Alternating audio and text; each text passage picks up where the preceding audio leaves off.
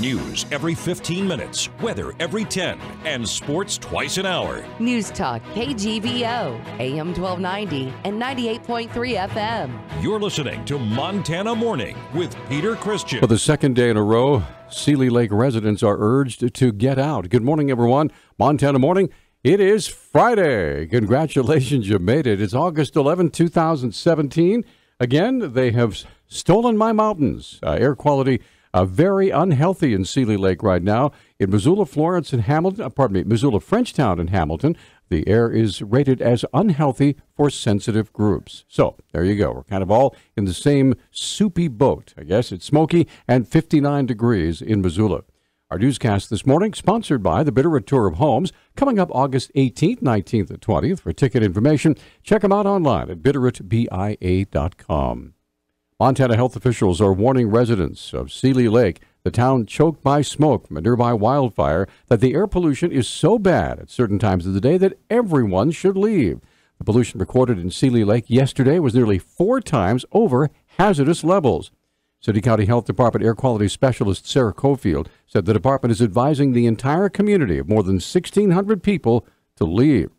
The recommendation is not an enforceable evacuation. Most people have chosen to stay.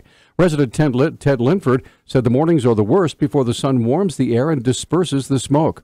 He says visibility is about 200 yards, everything smells like a campfire, and the smoke leaves a taste like chalk in his throat. In a related story, DEQ air quality specialist Kristen Martin said the smoke problem in Missoula County, specifically Seeley Lake, is likely the worst in Montana ever. As far as I know, we've never had a county health department recommend evacuation due to air quality. As far as the persistent morning hazardous air quality impacts we've seen in Seeley Lake over the past 10 days is certainly something that we have not measured in recent memory in Montana. It certainly occurs on other fires around the country at times, but for here in Montana, this is certainly a unique situation. Sadly, it looks like the bad air quality in Missoula County is only going to get worse. Through Saturday, it looks like we're going to see more of the same, with potentially air quality getting a little worse each day. A ridge of high pressure that's been over the west coast for a while is slowly making its way over Montana, and that's carrying a whole bunch of smoke from those Canadian fires with it. We do see a pattern change starting next week where we see more westerly winds, but that could potentially bring in even more smoke. Air quality has been progressively getting worse in the city of Missoula, climbing from moderate on Monday to unhealthy on yesterday. Satellite photos show the entire stretch of the western Montana border from Canada to Idaho shrouded in smoke. In a related story, top federal and state fire managers say the national fire preparedness level will be raised to its highest point this afternoon. The National Multi-Agency Coordinating Group made the announcement yesterday, saying the jump to preparedness level 5 reflects a high degree of wildfire activity, and that further assistance from the military and international resources may be considered and requested. The group says wildfire activity has escalated in recent days after thunderstorms, many with little or no moisture, moved across parts of California, Oregon, Washington, Idaho, and Montana, sparking hundreds of new fires. To date, 40,845 wildfires have burned over 6 million acres in the U.S. this year, below the 10-year average for number of fires, but above the 10-year average for acres burned. The last time the national preparedness level was raised to 5 was in August of 2015. Early Thursday morning at about 1 a.m., a woman walked from her apartment on Mullen Road to a hotel where she could call authorities. Police spokesman Travis Welch said the woman claimed to be the victim of a violent domestic dispute. Officers were called to report of a woman at a local hotel in the 1600 block of West Broadway who was reporting that she had been in some type of disturbance with her boyfriend and that she had been strangled. The officers responded, met with the woman, who described a situation that began with an argument over a misunderstanding. The boyfriend, 26-year-old Bryce McKenna, appears to have become enraged after hearing her talking on the phone. He thought he heard his girlfriend speaking about an ex-boyfriend on the phone. He took the phone from her. The argument escalated into a pushing and shoving match that culminated with the male sitting on top of the female and actually using his hands to limit her ability to breathe by putting pressure on her throat. When police went to confront McKenna, he pretended not to be at home. Police forced entry after hearing from family members that he may have overdosed on drugs.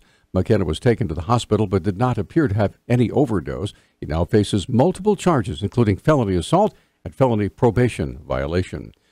Another police story about 2:30 Wednesday afternoon. Police received multiple complaints about a vehicle in traffic driving recklessly. According to spokesman Travis Welsh, once again, reports said the driver was running red lights and nearly causing collisions with other vehicles. As these complaints came in, a total of 8 at this point, officers were converging on these areas where he was identified or as where he was seen, and eventually did catch up to it and attempted to initiate a stop. Rather, the driver fled away at a higher rate of speed, and the officers initiated a pursuit. Welsh said the first complaint came in at Orange and 5th, and high-speed pursuit eventually ended up at Southgate Mall. Officers then pinned the driver in and didn't allow him to go any further. Single male occupant, adult, was removed from the vehicle and taken into custody. There were 3 agencies actively involved in the pursuit: the city, county, and highway patrol. And at 2 different occasions, I'm told, suspect actually drove his vehicle at one of the patrol vehicles that were involved in this pursuit. Welsh said the driver has not yet been identified and that the investigation is ongoing.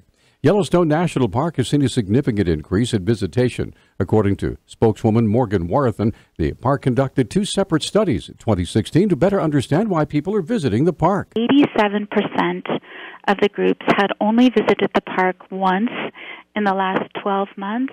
96% of the groups indicated that they come to Yellowstone to see natural scenery. They also come to view wildlife. They come to view geysers and other thermal features. And finally, they come to experience a wild place. As visitation to the park has increased, though, so have some of the problems. What I can tell you is since 2014, motor vehicle accidents have gone up by 90%. Ambulance use has gone up by about 60%. And search and rescues have gone up by an astounding 130%. Warthen said the data from these 2 reports will help Yellowstone managers decide what type of management strategies should be used in the future. And finally, with a total solar eclipse right around the cosmic corner on August 21st, eye doctors are going into nagging overdrive.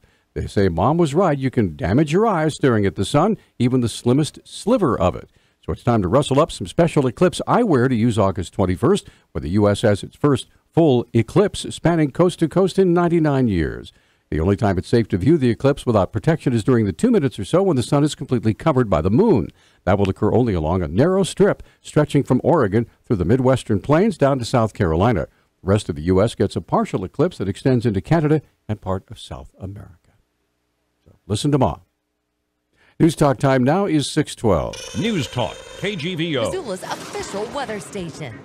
Smoky sunshine today with our high temperatures right around the 90-degree mark. Isolated showers and thunderstorms will be possible this afternoon. We'll keep the daily threat of thunder going through the weekend with daytime highs in the 80s and 90s. I'm meteorologist Brooke Foster for KECI 13.